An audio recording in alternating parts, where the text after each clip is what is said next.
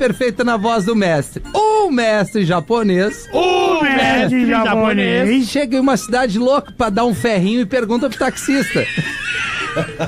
Gafanhoto, eu queria um puteirinho, sabe? Onde é que tem um por perto?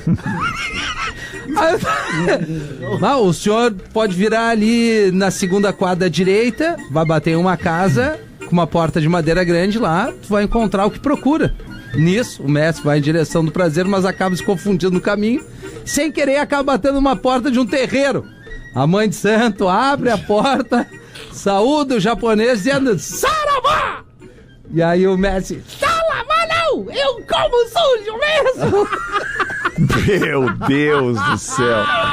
É isso, pessoal. Manda um logo lá. Meu Deus que do céu, cara. Quem nunca botou a carinha no bacalhau, né, Lelê? De Curitiba.